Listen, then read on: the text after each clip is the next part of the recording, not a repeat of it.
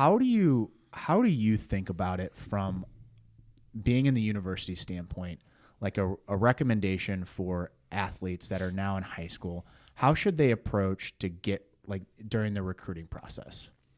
So we talked about the eligibility. I hit on the Eligibility Center earlier, right? So it used to be called the Clearinghouse. It's now the Eligibility Center.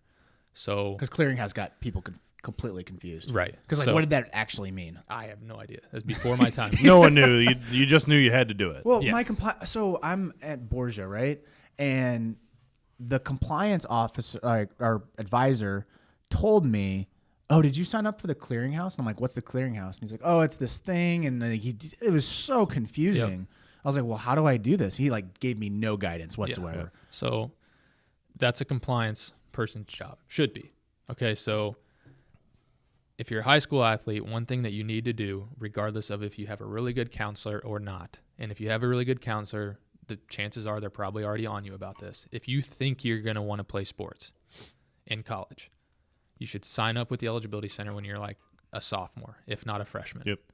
Because so the Eligibility Center, essentially, to give everybody kind of a brief rundown, is it allows the NCAA, the institutions that you potentially want to go to or that you end up at, a big database of information. It's the NCAA's way of saying, here, fill this all out so that we know that you're eligible.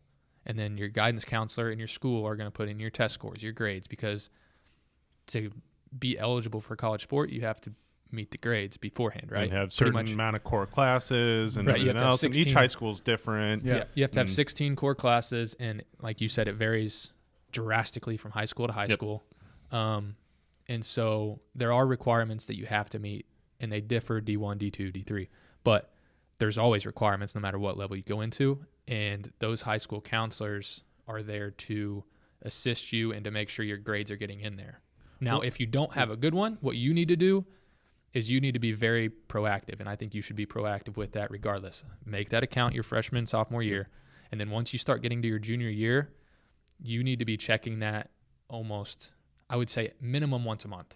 Just hop on there because it's going to blast you notices on your profile. Like, hey, you need to do this. Hey, requesting your amateurism is open now. You should fill that out. Okay, so then if you get on there, you see those, okay, I fill it out. Because the worst thing that can happen, and it'll drive your compliance office nuts, is it's the summer before you're getting on campus and you don't have a single thing done. Because they have to get that checkbox done. Correct. I have to get it done. So either I have to reach out to your counselor in high school or you have to do it. So it's just get in there, get that stuff done, stay up to date with it. And then one other thing is let your counselors know ahead of time that you're thinking about college sports, because then they can figure out what your school's core classes are to make sure that you are meeting those, because there's nothing worse. And we've had it happen multiple times and it typically happens in smaller schools. I went to a small high school. I didn't know any of this stuff. In a lot of cases, it's smaller schools, and what happens is it's their senior year. They have decent grades, but they are at 11 of 16 core classes.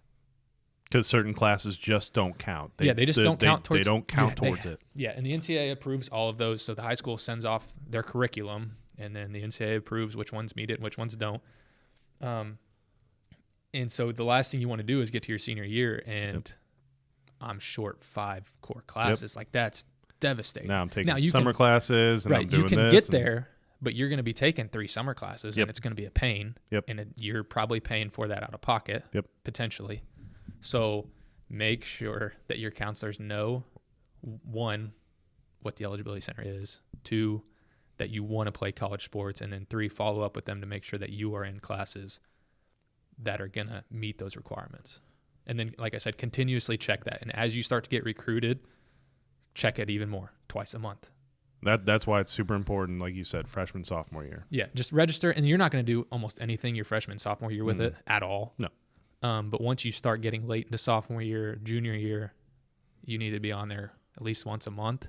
And then, like I said, just gently remind your counselor, like, hey, I'm a junior. Schools are starting to reach out. Just want to make sure that everything's good. I'm in the right classes, that you guys are uploading it. Could you maybe upload last semester's transcripts for me? Stuff like that.